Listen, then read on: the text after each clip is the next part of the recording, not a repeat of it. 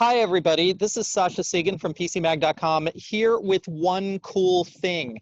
And today's cool thing is the Apple Watch Series 6. And here to talk to me about the watch, we have Angela Mascaritolo, our health and fitness reviewer. And Angela, is there a lot of new stuff in this watch? Is there a lot to talk about in terms of changes? Yeah, there are a few changes, a few big changes. Number one, the biggest thing I will say, so I'll show you the watch right here. Let me take it off so you can see. I have the new blue color one. It also comes in a red, a product red, and every purchase from the product red model the part of the proceeds goes towards HIV and AIDS programs. It's that So usual that, product red thing. Yeah. yes, exactly. But I don't think that we've seen an Apple Watch in product red before, so it's kind of cool that they have it now. So yeah, I have the blue model with the new stretchy band. This is called the braided solo loop. As you'll see, it has no clasp or buckle. This is an option that you can, if you have the Series 5, you can get this band for that as well. But so the big change in the Series 6 is the SpO2 sensor, which is blood oxygen saturation reading. And we talked about this when we got the Samsung Galaxy Watch 3 in, because it also has a SpO2 sensor. And basically this will tell you the oxygen saturation level of your blood. It's a pretty important new feature in light of COVID-19. And what I like about it on the Series 6 is that you can take an SpO2 reading at any time you want in 15 seconds. And it's also measuring it in the background periodically. So what it does is it like shines red and infrared light into your skin and measures the color of your blood. So bright red blood is more saturated and dark red blood is less so. And what we know is that an SpO2 level of around 95 to 100% is normal. So when I first took my reading with the Series 6, it said I had a 99% blood saturation level. So I thought that was pretty good. Then I went on a 3-mile run and it said I had 100%. So I was pretty happy about that. But if you get anything below a 90, then that's indication that you might want to see a doctor, or if you're feeling sick, maybe even go to the ER. So that's the big thing that we have And on now, here. I've heard some concerns about the accuracy of this SpO2 sensor and about different SpO2 sensors giving different kinds of readings. Have you been able to get any kind of a beat on that? No, not really. To me, I haven't really been able to compare it to any others. I will say, compared to the one on the Fitbit Sense, it is a lot easier to take a reading on the Series 6 because on the Fitbit Sense, which this is another key feature that the new Fitbit Sense, which just came out, it only does it at night, and you need a specific watch face. So what I will say is it is a lot easier on the Apple Watch to take a reading. As far as the accuracy, I'll have to look into that a little bit more. Okay, so blood oxygen level, what else do we have in terms of new features? Yes, so that was the big one. The other ones that I will mention are processor bump, basically 20% faster, and that has allowed Apple to improve the brightness of the screen when your wrist is down. So if you're just taking a walk and you're outside and you look down at your watch, instead of bringing it to your face, you'll be able to see the screen a little bit better. The other feature is an always-on altimeter for real-time elevation, and you can put your elevation as a complication on the watch face, so you can see it change in real time, which has been kind of interesting for me because I live by the beach, and I saw that like for where I live, it's like 35 feet above sea level, but when I go down to the beach, like it is even below, like in certain areas, so below sea level, according to the Series 6. Well, yeah, if you're below the high tide line, you're below sea level. Yes, so it's been interesting to see that, and And then other things that you'll get is the WatchOS 7.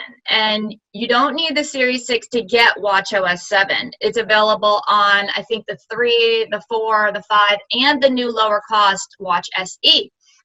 But there are so many cool features that are available as part of WatchOS 7, including the hand washing countdown timer, which is really, really great in light of COVID-19. And every time I wash my hands now, I cannot like live without that hand washing timer. It's like so funny to me. It's like when we first started using GPSs and now we like rely on them to get everywhere for navigation. Now I like rely on the hand washing countdown timer every time I wash my hands. And when I don't have the Apple Watch on, I'm like, oh no, how am I gonna know it's been 20 seconds?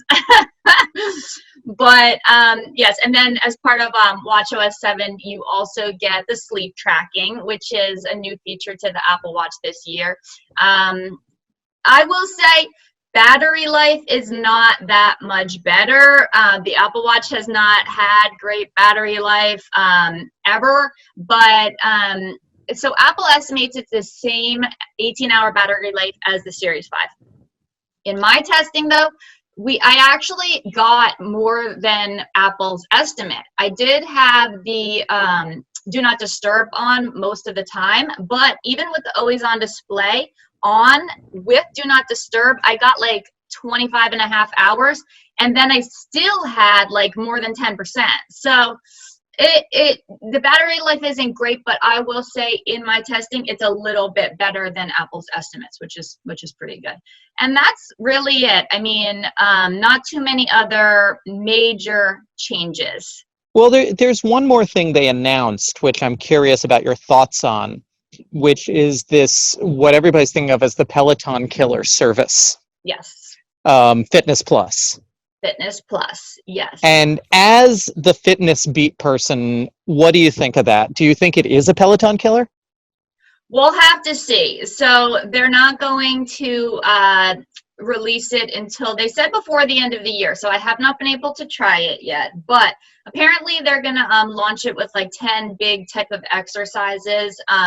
Most of them are going to be like floor-based exercises, like yoga, and they are also going to have some like running ones and cycling workouts on there. And that's why people are saying with the Peloton that it might be able to replace your, like be an alternative to Peloton. You can get like a regular cycling, an indoor cycling bike, and then just hook the Fitness Plus up. And then basically it'll give you a Peloton-like experience without the Peloton price. Now, it does seem that Fitness Plus is reasonably priced, but I will say though, you do need also an Apple Watch to use it, and you need either an iPhone or an iPad. So if you have those things, then it's only like, I think, $10 a month. But if you don't have those things, then you're going to need to get those things to use it. So if you're already in the Apple ecosystem, then it is a viable option for you.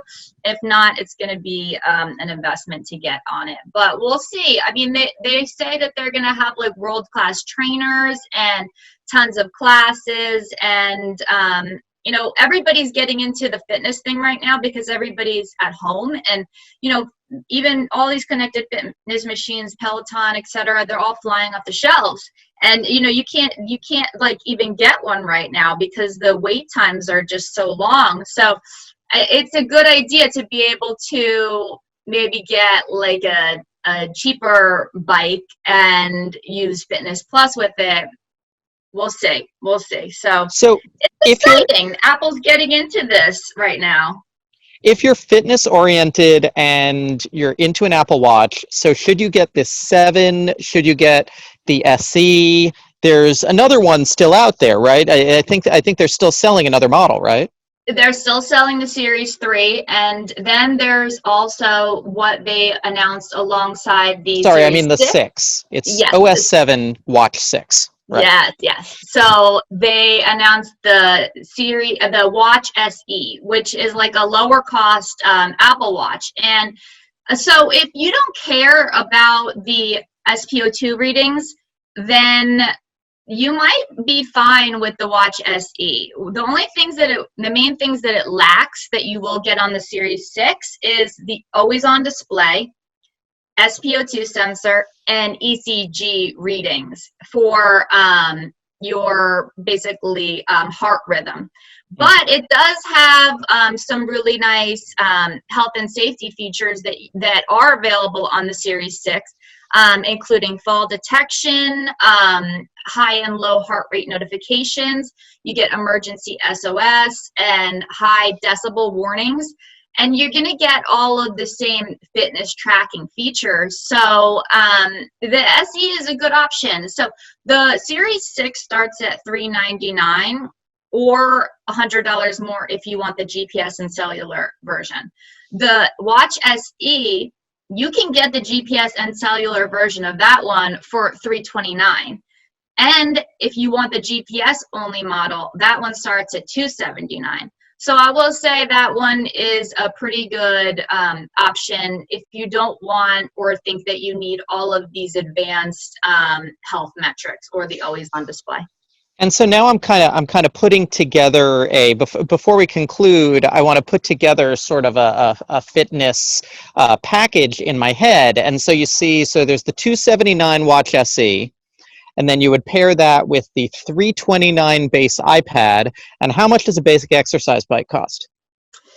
You can probably get one for a couple hundred for really, really like basic. So we're a little under 1,000 for this package compared to what for Peloton? Over 2,000. So there we go.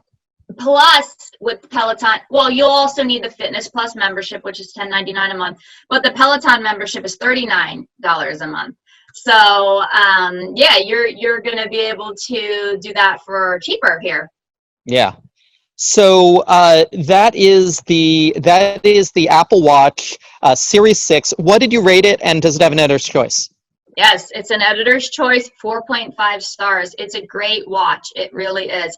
And I'm still waiting to get the SE, so we'll see what I rate that. I have not received that yet, so to be determined on the rating for the SE, but it does seem very promising. Okay, terrific. So that's the Apple Watch Series 6. Thank you all for watching. This has been One Cool Thing with PCMag.com.